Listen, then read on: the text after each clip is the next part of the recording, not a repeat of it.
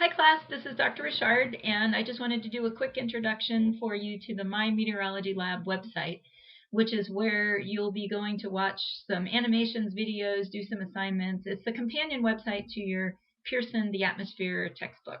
So we'll go to a web browser, Chrome, Firefox, or Internet Explorer, and we'll type in mymeteorologylab.com here and hit enter, and it's going to redirect you to the My Lab and Mastering website. So you can go ahead and bookmark this website in your browser if you want, because you'll be using it quite a bit this summer.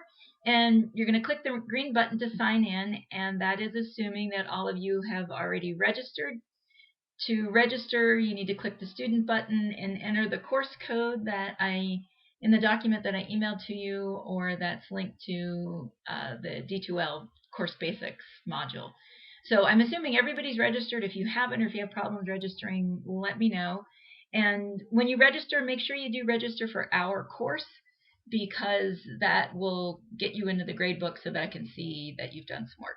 You'll click sign in and go ahead and enter your Pearson username and password. I happen to already be logged in, so it went straight to my Pearson homepage. All of the classes that you're taking that have My Lab and Mastering websites will be over here on the left side. And here is our course, Geology 103, Weather and Climate. So we'll go ahead and click on that. And that will take us to the My Meteorology Lab website for our class.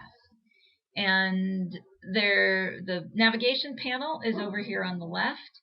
There is an announcements page, but I am going to be relying on the news and announcements in D2L rather than the announcements here on this website. So you don't need to worry about that so much. The course information page is info about the Pearson website. There's a link to our syllabus here. If you need my contact info or any other info about the course, you can always get to it there. The entire e-text is available here. You can access the e-text if you purchase the e-text.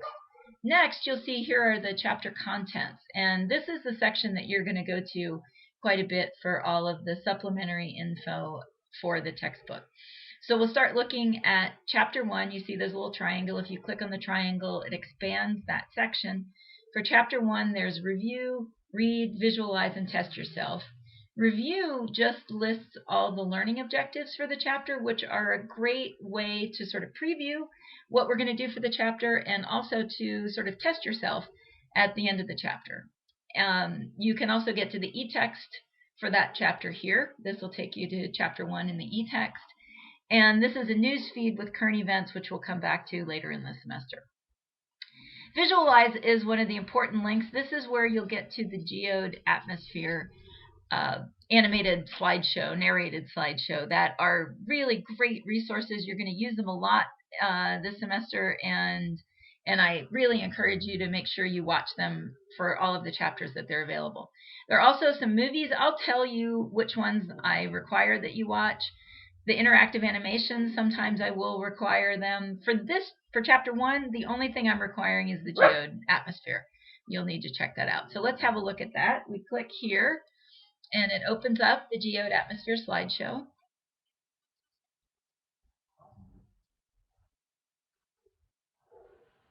So here's the navigation for the slideshow. These are the arrows that scroll you through the slides. And it's not always just a voice reading the text here. There are interactive quizzes, graphs, things where you drag stuff in. Make sure if there's a little video pane up here that you click on it, because that will be an animation to watch. And then watch for little boxes that say, did you know, ? Because that will also give you more information. And they might be down here, they might be in this part. So pay attention, look around the screen as you go. The sections here match up with some sections in your textbook. And like I said, this is just a great resource, a supplement to your textbook, and sort of a supplement to the videos that I'll provide, and other like slides and other resources that I'll have for you. And once again, I think the interactive aspect of this is what's really important. Let's see. We also have a test yourself. There is a practice quiz here. This is not the same as the practice quiz that I'm giving you in D2L. The practice quiz in D2L will be anywhere from 50 to 100 questions per chapter, and your chapter quiz is extracted from that practice quiz. These are some other questions, and again, the more practice you get, the better you'll do in the exam. So another great place to test yourself.